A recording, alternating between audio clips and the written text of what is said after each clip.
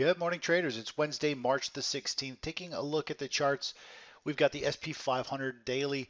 This is the futures contract, and this week we've got the contract rollover, and we saw a price spike there over the last few days, and there's another one that actually formed yesterday that was filled. So let me kind of go over kind of what's unfolding. So here's the SP 500.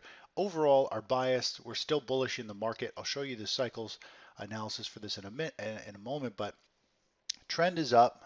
We've had a nice consolidation, another big pop, a nice consolidation. These are inside bars, so we've got a nice big bullish green candle, and then these days are inside bars, so they're just consolidating within that bullishness, settling down into these little candle highs over here. So I do continue to see this pushing higher and making new multi-week highs here, but overall I do feel as though we're going to start to top out just like we saw over here, and eventually it will roll over. But let's just take a look at SPY ETF and take a look at the recent spike action. So here is the SPY. I'll drop down to 30-minute. So you can see 2 days ago we had the market closed right back here, and then we saw a big gap up the following day, and we saw a spike down in early pre-market, and then after the market closed that same day, we saw another spike down to fill more or less this gap. Now the SPY and SSO, they trade a little bit different than the futures contract. They don't have the rollover dates and price action like that, but you can see here price hasn't come down to fill this gap window. But if we take a look at futures, then you'll see how this is more or less filled. But let me just quickly touch on yesterday, actually around 8 o'clock yesterday morning, or 8:30, 8 o'clock, there was a price spike that came up to fill this gap down that we saw yesterday, and the markets actually came all the way up. The market actually it opened in an oversold territory. We saw some panic selling, and the fact that we had that spike was pretty good, and we saw it go up and fill that price gap and reach that target move. And then last night, after the market closed, we saw a little spike to the downside, and the market's fading back down. Overall, we're long, so we kind of want this to go up here, and we might see a little bit of weakness. Maybe this lower spike gets tested, and before the market goes higher. But I am still bullish on the market. And again, I'll show you the cycle analysis in just a moment. But so this is the SPY. We didn't fill that price spike, and we have the contract rollover, but it shows the contracts how they did. So let's just go to the futures, the ES. Continuous contract here, and now I need to go to just the regular trading hours chart so you can see the difference and zoom in. So here's the same chart.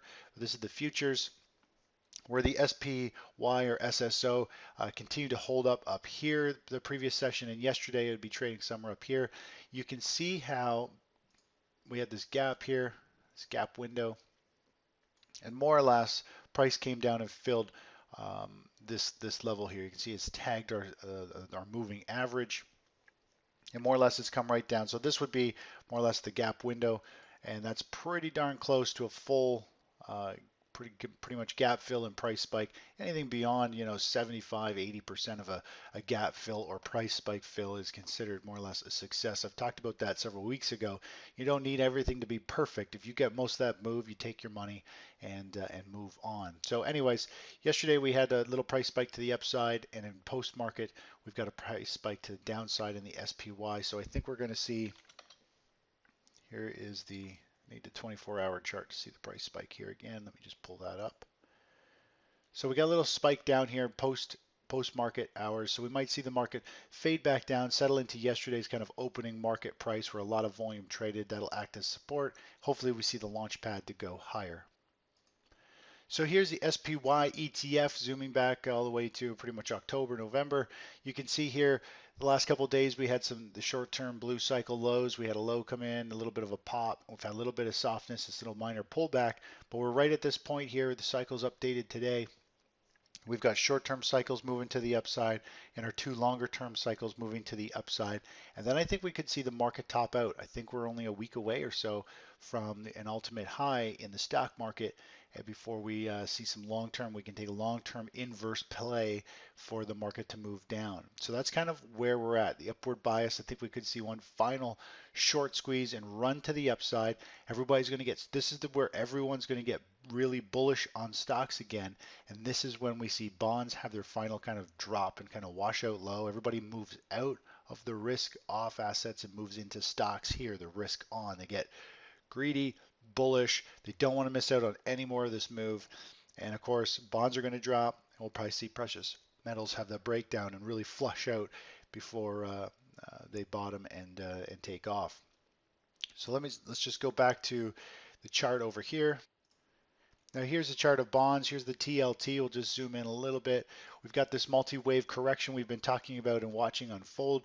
One, two, three, four, five. And if we get this stock market to have one final rally up, we're probably going to see it break down and test this 20-day moving average and kind of break below this level and kind of flush itself out for a nice five-wave kind of cycle or correction. And then I think we could see it be off to the races going forward. So we're getting really close to a really nice, I think, long-term setup in bonds also. Now taking a look at gold. Gold and silver up very slightly this morning, a fraction, about a tenth of a percent.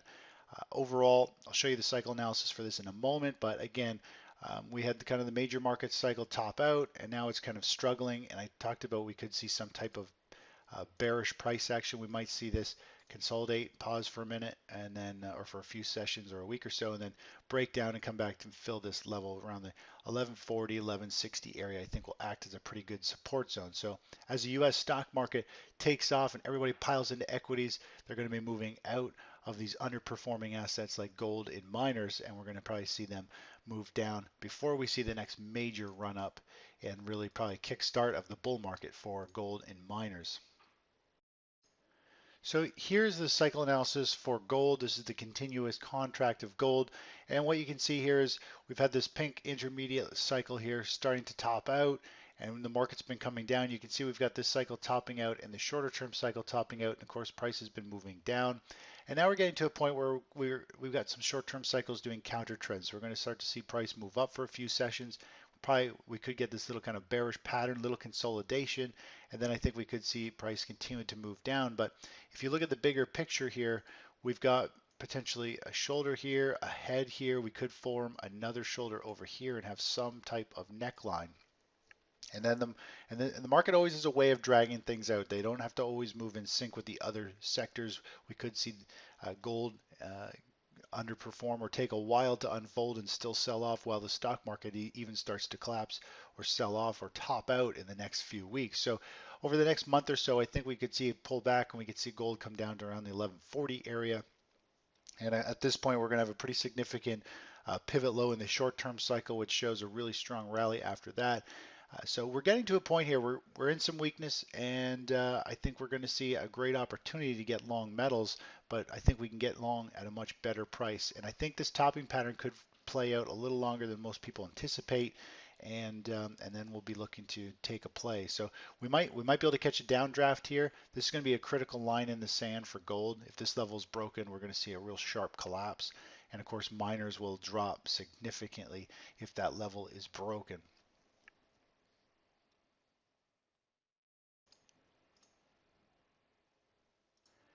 Taking a quick look at crude oil, we've got cycles topping out on that in the next week or so. We are right up to this critical line in the sand. Let me draw this. You can see pretty clearly we've got this significant line in the sand of resistance, major pivot low. We had a level here tagged, another level here, and then a consolidation through here. And we're right back up there trying to break through it, but it has yet been able to do that. You can see it went right up, touched that level. Big sellers stepped in, pushed it down. The bulls pushed it back up, and they just can't hold the ground. So overall, I think we're going to start to see crude oil maybe poke to new highs, but it's going to start to get toppy, and then eventually we're going to see it crack to the downside. And I think we're going to see it come all the way back down, potentially to the 30 area. And of course, a falling oil is going to hurt the market substantially, and it's probably going to be one of the triggers that pulls the market, starts to pull the market lower over the next few weeks, and potentially start that next major bear market leg down in equities. And last but not least, I haven't covered this in a long time, but the ETF GWL, it's the world stock markets minus the US. So the US is not in here at all. And what we're looking at here is simply we're in a very strong downtrend. We've seen the market form some type of bottoming formation. You can argue is a little bit of a W bottom. lots of volatility. Anyways, it broke that level, and then we saw price move up and get into a resistance zone. Pretty much the breakdown zone is where it kind of came into, and then eventually it rolled over and sold off. And we've seen that same type of thing happen again. Get a little bit of W bottom, bottoming formation. Price has gone up. We're starting to see volatility. It's starting to jump around. We're right into this resistance zone where we broke down here. So the world markets are all starting to get in. If you combine them all, they're all running into resistance, probably going to start to top out, just like I talked about in the SP 500, and they're all going to start to sell off and crash together. So we're getting to this critical point here for some beautiful long-term inverse ETFs for that kind of set it and forget it portfolio. Anyways, that's really it for this morning. We'll continue to cover more stuff each day and go from there. Take care. Bye-bye.